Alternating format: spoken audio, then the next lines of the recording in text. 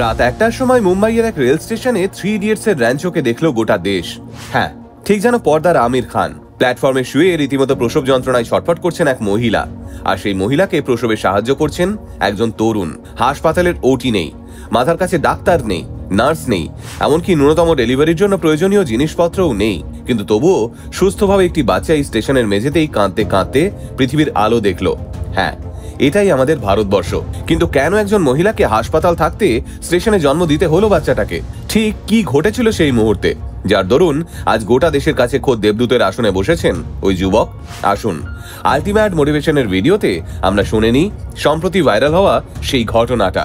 Musician Manjit ধিলো সম্প্রতি তার Instagram প্রোফাইলে এই পুরো বিষয়টি ভাগ করে নিয়েছেন। সেই ভিডিও সূত্রেই দেখা যায়, সম্প্রতি একজন গর্ভবতী মহিলা ট্রেনে করে কোথাও যাচ্ছিলেন, কিন্তু দুঃখের বিষয় আনুমানিক রাত 1টা নাগাদ তার হঠাৎ করে ট্রেনের মধ্যে প্রসব বেদনা শুরু হয়। দুর্ভাগ্যবশত সেই দিন ওই ট্রেনে কোনো চিকিৎসক ছিলেন না। এদিকে ওই মহিলা বেশ অনেকক্ষণ ধরেই প্রসব বেদনা সহ্য করতে করতে আসছিলেন, কিন্তু শেষে আর থাকতে পারেননি। তাই রাম মন্দির স্টেশনে ট্রেন ঢুকতেই তিনি চেন টেনে ট্রেন দাঁড় করান। মনজিৎ ধিলোর পোস্ট সূত্রে জানা যায়, ওই মহিলা যখন ট্রেন দাঁড় করান তখন অলরেডি ওনার অবস্থা মারাত্মক পর্যায়ে চলে গেছে। বাচ্চাটি তখন হাফ বেরিয়ে রয়েছে আর হাফ ভিতরে, আর অসহ্য ব্যথায় কাতরাচ্ছেন ওই মহিলা। সেই সময় দেবদূতের মতো হাজির হন বিকাশ বেন্দ্রে নামের ওই যুবক। যদিও বিকাশ ডাক্তার নন, কিন্তু মানবিকতার দিক থেকে কাউকে তো এগিয়ে আসতেই হবে, না হলে বাচ্চা এবং মা দুজনেরই জীবন সংশয় হয়ে যাবে। এদিকে অ্যাম্বুলেন্স আসতেও দেরি করছিল, তাই বিকাশ নিজের এক মহিলা ডাক্তার বন্ধুকে প্রথমে ফোন করেন, আর তারপর তাকে ভিডিও কলে ডেলিভারির নির্দেশ দিতে বলেন। এবং বিকাশের সেই ডাক্তার বন্ধুর নির্দেশানুসারেই বিকাশ সুস্থভাবে বাচ্চাটিকে বাইরে বের করে আনেন, আর তারপর মা এবং নবজাতককে হাসপাতালে পাঠানো হয়। যদিও সেই সময় মা এবং বাচ্চাটি সুস্থ থাকলেও হাসপাতাল কর্তৃপক্ষ জানিয়েছেন বাচ্চাটির হার্টে একটি ছিদ্র রয়েছে এবং তার কিছু ফেসিয়াল অ্যাবনর্মালিটিস রয়েছে, তাই আপাতত মা এবং নবজাতক হাসপাতালেই রয়েছে। কিন্তু সেদিনের এই ঘটনার পরেই গোটা স্টেশনের মানুষ বিকাশের প্রশংসায় ফেটে পড়েন। স্টেশনের পুলিশ কর্মী থেকে শুরু করে সাধারণ মানুষ সকলেই বিকাশের প্রশংসায় পঞ্চমুখ হয়ে ওঠেন। এমনকি ওই মহিলার বাড়ির লোকও বিকাশের দুটো হাত ধরে বারবার ধন্যবাদ জানান।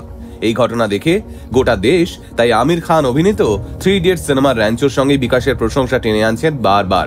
আমরা 3 ইডিয়টস সিনেমায় দেখেছিলাম র্যাঞ্চো ভিডিও কলে পিয়ার সাহায্য নিয়ে তার দিদির এমার্জেন্সি ডেলিভারি করিয়েছিলেন।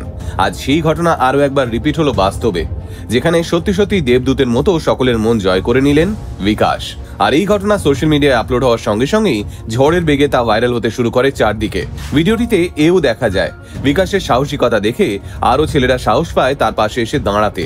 আসলে এটাই তো প্রকৃত মনুষ্য ধর্ম, তাই না? আজ যদি বিকাশ এগিয়ে না আসতেন তাহলে হয়তো এতক্ষণে ঠিক কি হতে পারতো তা আমাদের সকলেরই জানা। তাই গোটা আলটিমেট মোটিভেশন টিম কর্নিশ জানায় বিকাশের মতো সাহসিকতা এবং উপস্থিত বুদ্ধি আরো একবার আমাদের বিশ্বাস করতে শেখায়। আমাদের চারপাশে বিকাশের মতো পুরুষেরা আছেন যাদের দেখলে ভয়ে গুটিয়ে যেতে হয় না মেয়েদের। খুব ভালো থাকবেন আপনি বিকাশ, আর সৃষ্টিকর্তার কাছে আপনারা প্রার্থনা করবেন বাচ্চাটা যেন তাড়াতাড়ি সুস্থ হয়ে ওঠে।